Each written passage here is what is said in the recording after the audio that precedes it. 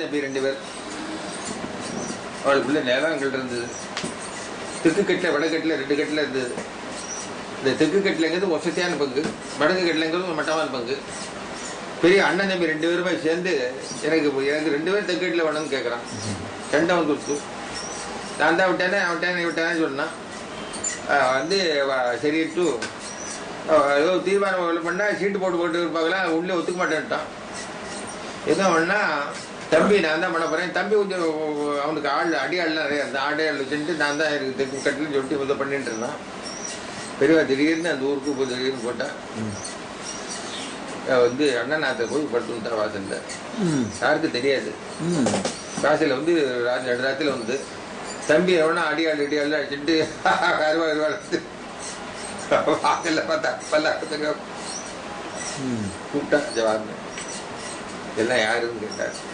நடிக்க போயிட்டான். அவனால பேச முடியல. பெரியாள்கிட்ட என்ன அண்ணன் தம்பி சண்டை சொல்றது.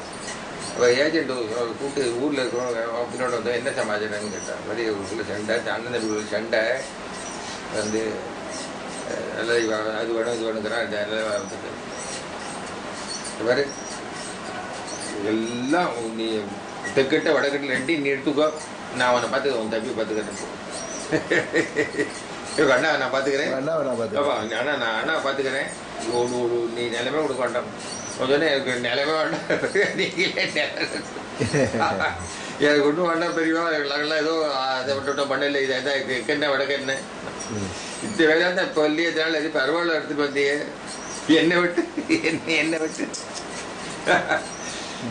2 அண்ணா தம்பி 2 பேரும் கூப்பிட்டு வச்சு உங்களுக்கு எது வேணுமோ எடுத்துக்கூடாப்பா.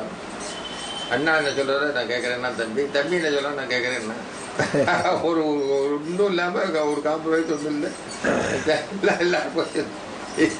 இந்த மாதிரி எல்லாம் பண்ணியிருக்கா. 102 நாள்ல பணம் கட்டலை, வயதா பணம் கட்டலை. இந்த காலத்தில் கிஸ்தி இல்லை. அப்போ வந்து ரொம்ப அப்பெல்லாம் வந்து நெல் மூட்டை 1 ரூபா 1.5 ரூபா 3 ரூபா டாக்ஸ் கட்ட முடியுமா இருக்கும். இது கட்ட முடியல. அதை மட்டும் ஒருத்தன் என்ன பண்ணா, ஒரு பிராமணம் அவனால் பணம் கட்ட முடியல. அதனால என்ன பண்ணிட்டா, அவன் போய் அரெஸ்ட் வாரண்ட் போட்டா அவனுக்கு. அப்போ அந்த காலத்து தாசில்தார், ரெவன்யூ இன்ஸ்பெக்டர்லாம் ரொம்ப பவர் ஜாஸ்தி பிரிட்டிஷ் கவர்மெண்ட்ல. இவெல்லாம் வந்து இவனை பிடிக்கணும்னு பார்த்தா, இவனை மட்டும் மாமனார் வீட்லேயும் ஒளிஞ்சு உட்காந்துட்டான். போய் உட்காந்துட்டான், ஹைட் ஆகிட்டு எங்கேயோ போய் ஓடி போயிட்டான். பெரிய அது ஊருக்கு போறான். அது ஊருக்கு போன உடனே அந்த ஊருக்கு வரான உடனே மாமி சொல்லி வச்சா, பெரிய அது ஊருக்கு வரா நீங்க வாங்க ஒன்று. அவன் கொல்லையாலே போய் முட்டாசை கட்டிட்டு ஏதோ வேஷம் போட்டு ஏதோ மாட்டிக்கிட்டு வந்தான்.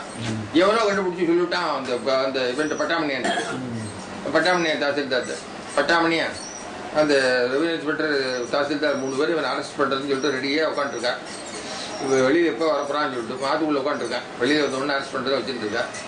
பெரியவா பல்லாக்கில் போயிட்டு இருக்க. பெரியவா போன உடனே வந்து இந்த போலீஸ்காரெலாம் கூப்பிட்டா, என்ன அரெஸ்ட் பண்ணு, என் பக்தன் அவன் என்னை பார்க்கறது வந்திருக்கான், என்ன அரெஸ்ட் பண்ணுவேன். பிரிட்டிஷ் கவர்மெண்ட்ல பெரியவாளுக்கு இப்போ கவர்மெண்ட்டை விட பிரிட்டிஷ் கவர்மெண்ட்டுக்கு ரொம்ப மரியாதை ஜாஸ்தி. ஹிந்து பெரிய செயின்ட் இந்த பெரியவாளுக்கு. அதனால எல்லாரும் காலில் விழுந்துட்டான். என்ன அரெஸ்ட் பண்ணு, அவன் என்னை பார்க்க வந்திருக்கான். உடனே நமஸ்காரப்பட்டு எல்லாம் படம் இல்லை. உடனே கஜானா ராமஜெயில கூடான்னா, அவன் எவ்வளோ கிறிஸ்தி கட்டணும் மடத்தில் கொண்ட கட்டி கொடுத்துருவோம். மடத்தில் படுத்து இந்த மாதிரி திரும்ப செஞ்சுருக்காரு. படத்துலேருந்து படத்தை கட்டி விட உனக்கு என்ன வித்து கட்டணும் கட்டி விடுக்க சட்டப்படி நம்ம சட்டத்துக்கு கட்டப்படணும். அது சட்டம் வேற, இது வேற. நான் எனக்கு பக்திக்காக அவங்க கட்டுப்பட்டேன். அது படத்தை கட்டிட்டு வான்ற உடனே அவன் கிறிஸ்தி கூட கட்டிட்டு வந்தான். அந்த மாதிரி ஒரு காரியமும்